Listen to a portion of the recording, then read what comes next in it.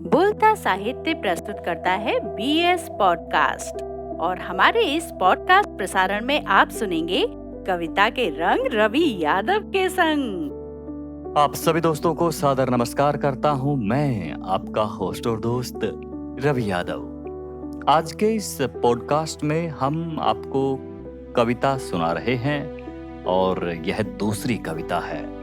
मेघा राठी जी ने अपनी खनकती आवाज में आप सभी को शो का नाम तो बता ही दिया है, कविता के रंग रवि यादव के संग। दोस्तों, आज इस कविता को सुनाऊं उससे पहले कुछ बातें मैं आप लोगों से करना चाहूंगा।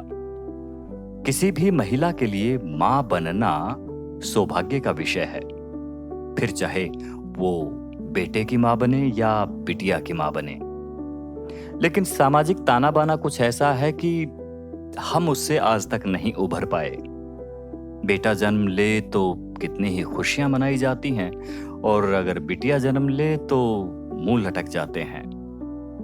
सुनीता करोथवाल जी की ये कविता उन माओं को मैं समर्पित करता हूं जिनकी 2 या 3 बेटियां हैं और जिनकी स्वीकार्यता घर परिवार से लेकर समाज तक नहीं हो पाती है।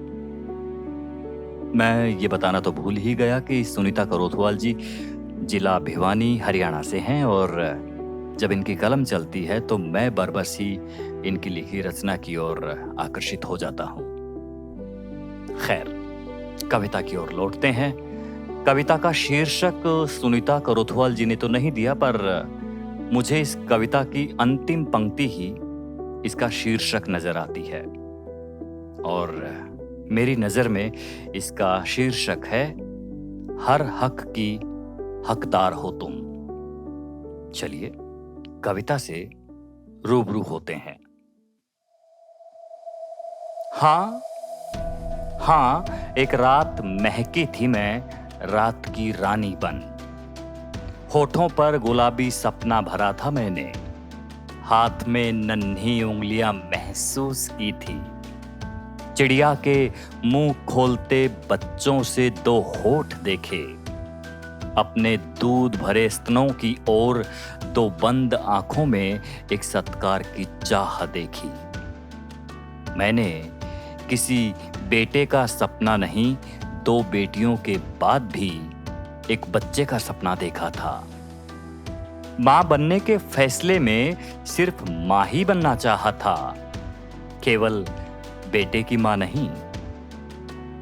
मैं तैयार थी कि एक देह जन्म दूंगी। मुझे खुशी हुई, बहुत खुशी हुई, मेरी बच्ची जब तुम मेरे खून के धब्बों में लिपटी गर्भगृह से बाहर आई। हाँ, डॉक्टर ने छुपाना चाहा, शायद मैं सदमे में चली जाऊं, पर मैंने गर्व किया खुद पर। 3.5 किलो की स्वच्छ बच्ची पैदा कर, और तीसरी बिटिया पर खुद को बधाई दी। नर्स कर रही थी दुख प्रकट, तुम्हारी दादी रो रही थी ठंडे चूल्हे की तरह मुंह किए। तुम्हारे पिता आज कोस रहे थे सभी देवताओं को, तुम्हारी छोटी नानी लेट गई थी जमीन पर रोते रोते। तुम्हारे नाना दीवार से लग घंटों चुप बैठे रहे। तुम्हारे दादा ने नहीं खाया 2 दिन खाना।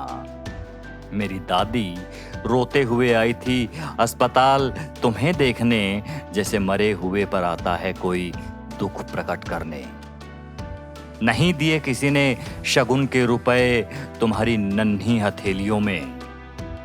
मुझे माफ करना मेरी बेटी, मुझे माफ करना मेरी नन्ही बेटी, मैं नहीं कर सकी कुआं पूजन तुम्हारे नाम पर, नहीं मना सकी छठी उत्सव, नहीं करवा सकी किसी पंडित से तुम्हारे जन्म पर हवन।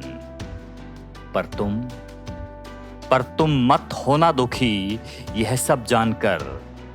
तुम गर्व करना अपने जीवन अपनी मां पर, जिसने 9 महीने भ्रूण हत्याओं से बचाकर सुरक्षित पैदा किया तुम्हें। तुम मेरे लिए बच्चा हो, सिर्फ एक बच्चा, हर हक की हकदार हो तुम, हर हक की हकदार हो तुम। सुनीता करोथवाल। दोस्तों, अगर आपको ये कविता कहीं न कहीं छूती हो, अगर किसी 2 या 3 बच्चियों की माँ के मन को झकझोरती हो, अगर बहरे हो गए इस समाज के कानों तक इस कविता का एक एक शब्द पहुंचता हो, तो इस पर विचार जरूर करना, क्योंकि जमाना इस बात को याद रखे कि आज बेटियां जिस मुकाम पर पहुंच रही हैं, वहां तक जाना इतना आसान नहीं है। मैं हर मातृशक्ति को नमन करता हूं, जिन्होंने अपने हक के लिए संघर्ष किया और इस समाज में अपना नाम रोशन किया। मैं उन माओं से ये विनती करता हूं जिनकी 2 या 3 बेटियां हैं, आप कभी अपने आप को दुखी मत कीजिएगा। आप इस विषय पर बिल्कुल भी मत सोचिएगा कि आपने 2 या 3 बेटियों को जन्म दिया है। आप इस बात पर घमंड कीजिएगा कि आपने एक बच्चे को जन्म दिया है। कविता पसंद आती है? यह पॉडकास्ट आपको कैसा लगा? यह कार्यक्रम कविता के रंग रवि यादव के संग आपको कैसा लगा? आप अपनी बात कमेंट्स के रूप में कह सकते हैं। अगर आपको लगता है कि कविता वास्तव में ही आपके अंतर्मन को छू रही है, तो आप इसे शेयर भी कर सकते हैं।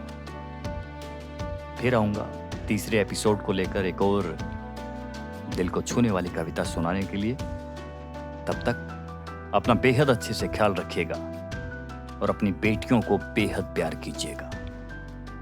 शुक्रिया, नमस्कार।